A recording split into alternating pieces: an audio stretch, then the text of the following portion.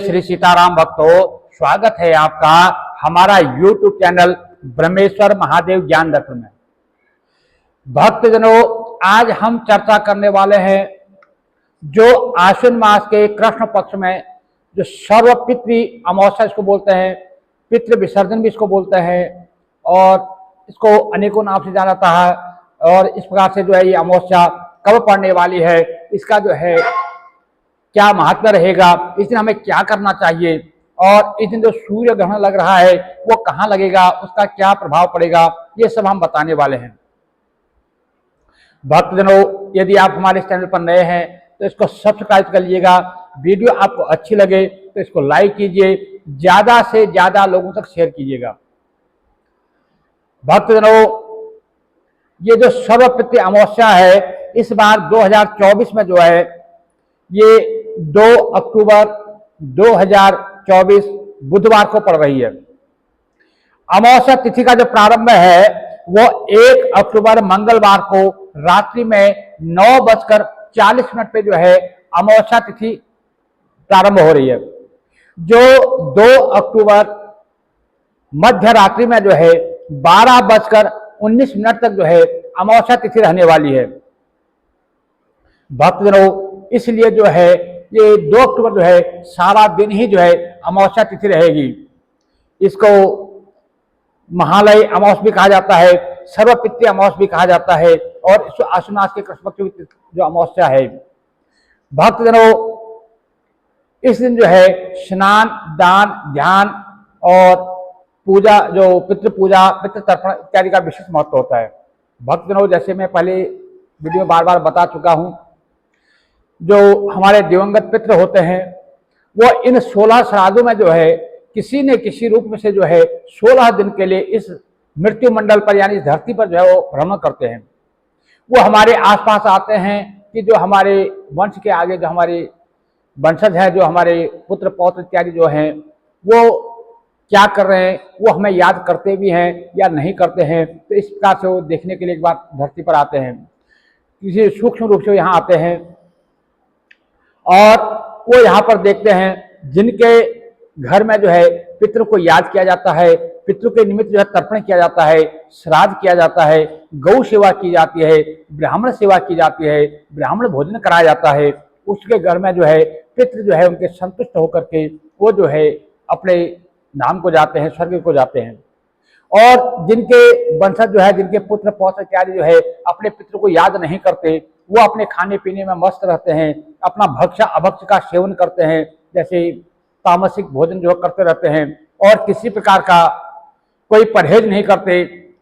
तो इस प्रकार से उनके पितृ जो है, जो पितृ का नाम भी नहीं लेते, ऐसे उनके पितृ जाके तो उनको जाना तो उनको भी है, 16 दिन के बाद उनको विदा तो उनको भी होना है यहाँ से, लेकिन वो क्या है यहाँ से रुष्ट होकर के, नाराज होकर के वो जाते हैं और जा करके फिर वो जो है अपने जो वंशज होते हैं, जो पुत्र पौत्र जो होते हैं, उनको किसी न किसी रूप में श्राप दिए जाते हैं जो आगे चल करके हमारे जो है पितृदोष का कारण बनता है।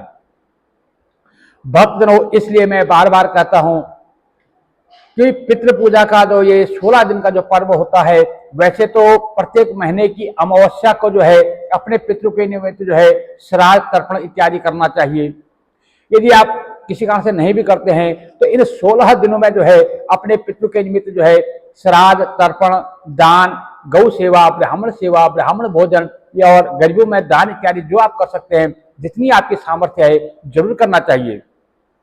भक्तजनों, इस प्रकार से जो कुछ लोगों का जो है मेरे पास प्रश्न जैसे आता है, प्रश्न आया कि भाई हम लोग जो है गया जी में जो है पिंडदान कराए हैं तो अब हमें तो श्राद्ध करने की कोई आवश्यकता है नहीं।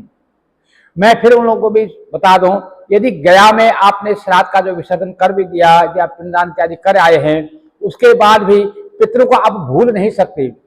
जब तक हमारा विश्वास है, जब तक हमारा जीवन है, तब तक हमारे ऊपर जो है हमारे पितरों का जो है ऋण है। इसलिए उनको हम किसी भी रूप में जो है भूल नहीं सकते। इसलिए उनके निमित्त जो है हम सिर्फ पिंड नहीं बना सकते, बाकी पितृ के निमित्त हम दान कर सकते हैं, पितृ के निमित्त तर्पण कर सकते हैं, गौ सेवा कर सकते हैं, ब्राह्मण भोजन कर सकते हैं, पितृ का नाम लेकर के हम जो है कोई पेड़ जो है लगा सकते हैं और पीपल की पूजा कर सकते हैं। और मतलब अनेकों सेवा जो है पितरों के नाम पर हम कर सकते हैं। सिर्फ एक पिंड ही नहीं बना सकते, बाकी सारे कर्म जो है, सारे जो दान इत्यादि जो है, सारे कार्यक्रम हम कर सकते हैं। इसलिए इसमें कोई संशय ना पाले। अगर आप गया हो भी आए हैं तो भी जो है अपने पितृ के निमित्त जो है ब्राह्मण भोजन, गौ सेवा और दान इत्यादि जो है जरूर करना चाहिए। हमारे पितृ जो संतुष्ट होते हैं, सबसे पहले जो है सबसे ज्यादा संतुष्ट होते हैं वो होते हैं ब्राह्मण सेवा और गौ सेवा और दान देने से जो है पितृ बहुत संतुष्ट होते हैं। इसलिए गरीबों में जो है जितनी आपकी सामर्थ्य है, जिस प्रकार से अन्न, वस्त्र, द्रव्य इत्यादि जो आप कर सकते हैं, जिस लायक आप हैं, यदि आपके पास 2 रोटी, में बार बार कहता हूं, कोई बहुत बड़ा आडंबर करने की जरूरत नहीं होती है। यदि आपके पास 2 रोटी है, एक आप खाइए, एक आगे दान कर दीजिए, वो भी दान है। आपके पास जल है, आप जल का दान कीजिए। आपका समय है, किसी वृद्ध को, किसी रोगी को, किसी को आपकी जरूरत है, उसकी सेवा करिए, 2 घंटा 3 घंटा उसके साथ समय दे दीजिए, समय दान भी हो जाता है। क्योंकि दान का हम कुछ झोला भर के देंगे या खुद खिलाएंगे तो वही जो है दान नहीं होता है। दान होता है हम किसी प्रकार से किसी की मदद कर दें तो वो दान है। तो इस प्रकार से हमें जो है इन 16 श्राद्धों में जो है कुछ ना कुछ जरूर करना चाहिए। जो हम इन 16 दिनों में दिया, हम 15 दिन में नहीं कर सके हैं तो हमें जो है उन जो इस अमावस्या के दिन जो है पितरों के नाम पे जरूर करना चाहिए। जिनको अपने पितरों की जो है तिथि ज्ञात नहीं है, जिनको अपने पितरों की तिथि ज्ञात नहीं है, वो अपने पितरों के नाम पे कोई श्राद्ध तर्पण नहीं कर पाए हैं, उनको भी जो है इस अमावस्या को अपने पितरों के नाम पर श्राद्ध तर्पण, गौ सेवा, ब्राह्मण सेवा जरूर करनी चाहिए। इस दिन जो है अपने पितरों को जो है, जो पितृ जो है इस दिन जो है हमारे अपने स्थान को जाते हैं, तो पितरों के जो स्थान है, जो दिशा है, वो दक्षिण दिशा होती है। इसलिए इस दिन जो है सायंकाल में अपने घर की कोई ऊंची मुंडेर पे जो है एक दिया जो है, जो सरसों के तेल का या तिल के तेल का जो दिया है, वो दक्षिण दिशा को मुंह करके वो दीपक जो है जरूर जलाना चाहिए। और एक दीपक जो है पीपल के पेड़ के पर, उसमें जो है सरसों का तेल और काले तिल डाल करके एक जो है पीपल दक्षिण को मुंह करके पीपल की जड़ पे, या अगर पीपल का जड़ पीपल आपको पास प्राप्त नहीं है तो बड़ के पेड़ पे या बेल वृक्ष के पेड़ पे जो है आप उस दीपक को जला सकते हैं। यदि आपके आसपास में कोई नदी है, बहता हुआ कोई जलाशय है, कोई तालाब है तो या कुआं भी है तो उसके पास में भी एक दीपक जरूर जलाएं। यदि आपके आसपास में कोई मंदिर हो, खासकर शिव मंदिर हो या कोई भी देव मंदिर हो, उस मंदिर में जो है उस मंदिर के बाहर जो है एक दीपक जरूर जलाएं, उसका मुंह जो है दक्षिण को करें। इस प्रकार से अपने पितरों को जो है इस दिन दीप दान करने का बहुत ज्यादा महत्व होता है। और जो सब दूसरा जो दीप दान के बाद दूसरा जो मुख्य कारण होता है, मुख्य चीज जो होती है वो होती है ब्राह्मण सेवा, ब्राह्मण भोजन। ब्राह्मण को जो है दान कुछ ना कुछ जरूर देना चाहिए। मैं पहले एक वीडियो खासकर इस प्रकार से बता चुका हूं कि जब हम ब्राह्मण को भोजन कराते हैं तो भोजन जो है हमारे पितरों तक या देवताओं तक कैसे पहुंचता है, इसके बारे में जो है मैं पूरी एक वीडियो जो है पहले बना चुका हूं। वो वीडियो आप डिस्क्रिप्शन में देखेंगे, वो वीडियो का लिंक आपको मिल जाएगा, वहां से जो है उस वीडियो को आप देख सकते हैं। भक्तजनों, इस प्रकार से ब्राह्मण को भोजन कराएं। ब्राह्मण को भोजन के निमित्त कुछ न कुछ द्रव्य, अन्न इत्यादि जो है वस्त्र या दान जरूर करना चाहिए। इस दिन गरीबों को में कुछ न कुछ दान कीजिए। गाय की सेवा कीजिए, गाय को हरा चारा खिलाइए। गाय को जो है एक रोटी उसमें गुड़ लगा के, मीठी रोटी है, गुड़ समेत जो है एक रोटी जो है अमावस्या को, तो हर अमावस्या को वैसे मीठी रोटी जो है गाय को खिलानी चाहिए, लेकिन इस सर्वपितृ अमावस्या को जरूर खिलानी चाहिए। क्योंकि हमारी जो है मुख्य रूप से 2 तिथियां होती है, एक है अमावस, एक है पूर्णमासी। देवताओं को जो है प्रसन्न करने के लिए पूर्णमासी है और पितरों को प्रसन्न करने के लिए अमावस्या है। हव्य और कव्य, स्वहा और स्वधा, क्योंकि ये सब साथ साथ चलते हैं, कृष्ण पक्ष शुक्ल पक्ष। तो इसी प्रकार से जो है अमावस्या पूर्णमासी। पूर्णमासी देव कार्य के लिए, अमावस्या जो है पितृ कार्य के लिए। हव्य देव कार्य के लिए, कव्य पितृ कार्य के लिए। स्वहा देवताओं के लिए, स्वधा पितरों के लिए। दोनों चीजें जो है साथ साथ बदलती है। तो इसलिए जो है जितना ही महत्व हम देव कार्य करते हैं उससे भी कहीं ज्यादा हमारे पितरों का जो है पूजन में, उसमें बताया हमारे शास्त्रों ने जो है पितृ पूजन में जो है उससे भी कहीं ज्यादा उसका महत्व बताया है। क्योंकि पितरों में भी जो है भगवान श्री कृष्ण गीता में क्या कहते हैं कि अर्यमा नामक जो पितृ हैं वो मैं ही हूं। तो इस प्रकार से जो हम पितरों की पूजा करते हैं वो भी जो है, जो पितरों का जो भाग है वो भगवान तक ही पहुंचता है, इसलिए इसमें कोई संशय नहीं है। और इस बार जो है 2 अक्टूबर को जो अमावस्या पड़ रही है, इसमें एक सुंदर संयोग और बन रहा है, ये जो है गच्छ छाया योग इस दिन बन रहा है। जब सूर्य और चंद्रमा हस्त नक्षत्र में आते हैं तो उससे गच्छ छाया योग जो बनता है। तो ये अमावस्या के दिन जो है सूर्य और चंद्रमा जो है एक राशि में होने से ये जो गच्छ छाया योग बन रहा है, इसलिए ये भी बहुत सुंदर जो है शुभ अवसर हो रहा है। और इस दिन वैसे एक जो है मैं बता दूं आपको कि इस दिन सूर्य ग्रहण भी है। सूर्य ग्रहण जो है ये रात्रि में 2 अक्टूबर की रात्रि में जो है 9:13 से जो है सूर्य ग्रहण प्रारंभ हो रहा है, जो 2 और 3 यानी 3 अक्टूबर की सुबह जो है 3:17 तक जो है ये सूर्य ग्रहण रहेगा। इसलिए ये भारत में जो है दृश्य नहीं है, इसलिए भारत में जो है इसका किसी भी प्रकार का सूतक का जो है कोई प्रभाव नहीं रहेगा, क्योंकि ये जब सूर्य भारत में दिखाई नहीं देगा रात्रि में, तो सूर्य में जो कंकड़ ग्रह है तो ग्रहण है, तो इसलिए जो है भारत में इसका किसी प्रकार का प्रभाव नहीं पड़ेगा। इसलिए इसमें किसी प्रकार का कोई संशय में आप ना पड़े, क्योंकि फिर 3 अक्टूबर से जो है हमारे शरद नवरात्रि जो है प्रारंभ होने जा रहे हैं। और उसमें घट स्थापना होगा, माता दुर्गा जी की जो है हमारी पूजा आराधना जो करते हैं भक्तों, माता के जो भक्त हैं वो उस दिन पूजा अर्चना करते हैं। इसके बारे में आगे फिर वीडियो बनाकर फिर आपको बताऊंगा।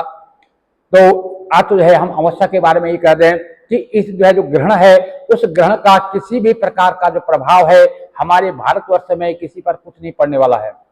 इसलिए इसके तरफ से आप निश्चिंत रहें। अपने पितरों के जो है निमित्त ये जो गच्छ छाया योग है, इसमें किया गया दान पुण्य यज्ञ जो पितृकव्य जो भी है, ये जो है 1000 गुना बढ़ जाता है, क्योंकि ये जो है ऐसा शुभ संयोग कभी कभी आता है। इसलिए ये अमावस्या वैसे भी खास होने वाली है। भक्तजनों, इस अमावस्या पे जो है अपने पितरों के निमित्त आप जो है गौ की सेवा कीजिए, गाय को हरा चारा खिलाइए, मीठी रोटी खिलाइए, ब्राह्मणों को भोजन कराइए। ब्राह्मणों को जो है वस्त्र अन्न द्रव्य इत्यादि जो दान करना चाहते हैं दान कर सकते हैं। किसी धर्म स्थान पर आप कोई दान करना चाहते हैं दान कर सकते हैं। और अपने पितरों के निमित्त जो है गरीबों में जो है भोजन वितरण कर सकते हैं, वस्त्र वितरण कर सकते हैं। आगे सर्दी का मौसम आ रहा है, कोई कंबल इत्यादि जो है उनको दान कर सकते हैं। और जो भी है उनको जो है अपने पितरों के निमित्त जो है कुछ न कुछ आप जो है इस दिन दान जरूर करना चाहिए।